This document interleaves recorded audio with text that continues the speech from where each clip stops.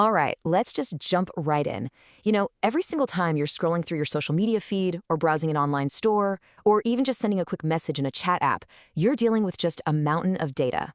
But here's the thing, a lot of that data is messy, it's unpredictable, and it just doesn't fit into those neat little boxes we're used to. And that's the big challenge we're going to unpack today. I mean, think about it for a second. A spreadsheet is great, right? You've got your clean rows, your perfect columns. But how in the world would you fit a single social media post with all its comments and likes and images, maybe a video, into that super rigid structure? It just gets messy and it gets complicated really, really fast. And that right there is the heart of the problem. See, the data coming from today's apps is always changing, always evolving. A user profile might get a new field tomorrow. A product page might add video reviews next week. And those traditional databases, the ones built on that old spreadsheet model, they just can't keep up with that kind of constant change. So this brings us to what a lot of developers call the modern data problem. We desperately need a way to store all this information that's just as dynamic and flexible as the very applications we're building with it. And that's exactly where the star of our show comes in. This is a database that was built from the ground up to solve this exact problem. So let's meet MongoDB. Okay, so this is the most important part to get.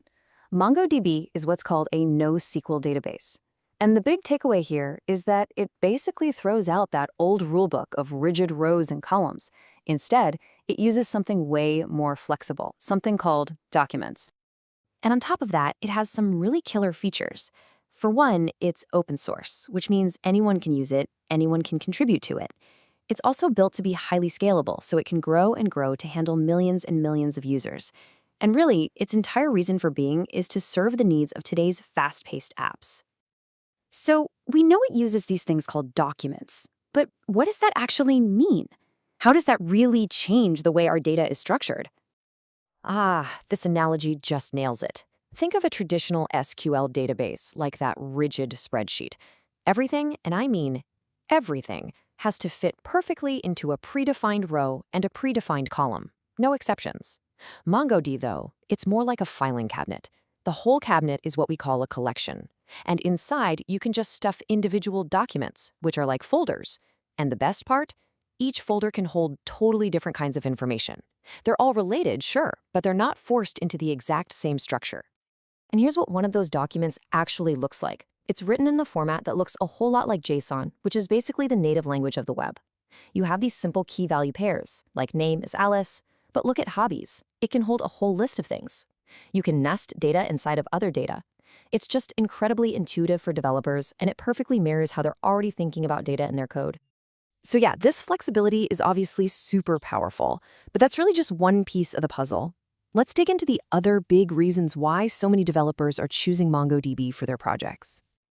It really comes down to these four main things. First, flexibility. The key phrase here is no strict schema.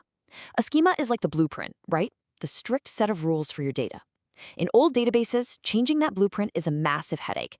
MongoDB just lets you change your data structure whenever you want. Second, scalability.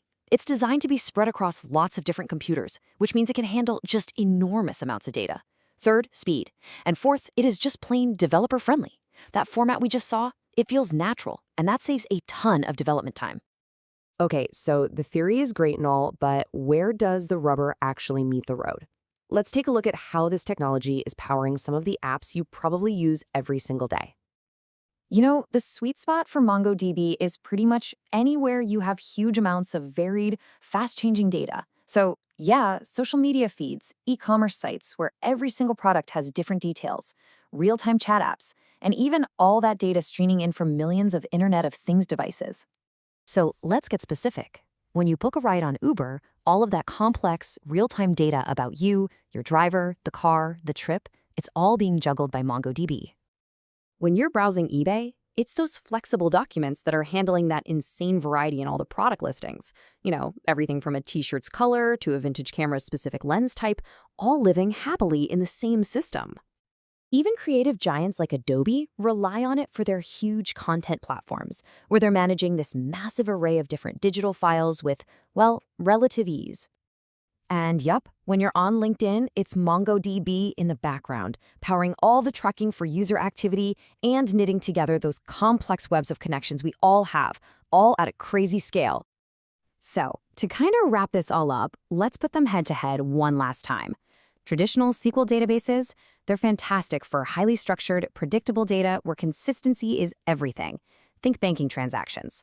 MongoDB, on the other hand, shines where flexibility and speed are what matter most, for those fast-moving, data-heavy apps that really define the modern web. It's not about one being better, it's about using the right tool for the right job. Which, of course, leaves us with one last thought to chew on. MongoDB was built to solve the data problems we have today. But as our digital world creates even more complex, even more interconnected data, what kinds of tools are we going to need for the challenges of tomorrow? It's definitely something to think about.